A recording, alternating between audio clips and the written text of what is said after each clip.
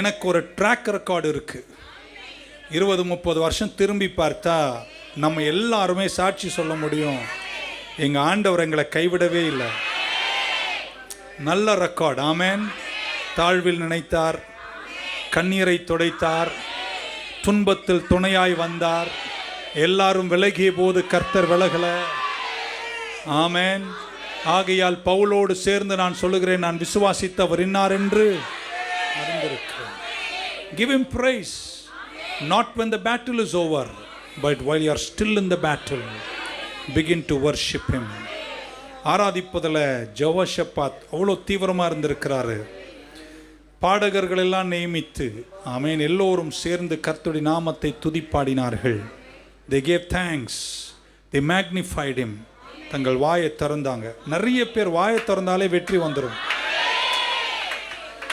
சங்கீதக்காரன் துதிக்க தூண்டும் போது சொன்ன வார்த்தைகள்லாம் கவனிச்சிங்களா? கர்த்தரை நான் நல்ல காலத்தில் துதிப்பேன், அப்படியே சொன்னார். கர்த்தரை நான் எக்காலத்திலும் ஸ்தோத்தரிப்பேன், அவர் துதி எப்பொழுதும் என்பார். அப்படின்னா எல்லா காலம்னா நல்ல காலம் மட்டுமல்ல, நல்லா இல்லாத காலம், சத்துரு சூழும் காலங்களிலும் என் வாய் கர்த்தரை துதிக்கும். ஆமென். சொல்ல மாட்டீங்களா?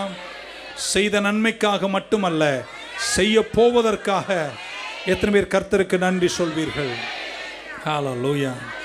எல்லாம் நடந்த பின்பல்ல நீ ஆலயத்துக்கு வர வேண்டியது, எல்லாம் நடந்த பின்பல்ல நீங்க கரங்களை உயர்த்த வேண்டியது, எல்லாம் நடந்த பின்பல்ல நீங்கள் ஆராதிக்க வேண்டியது.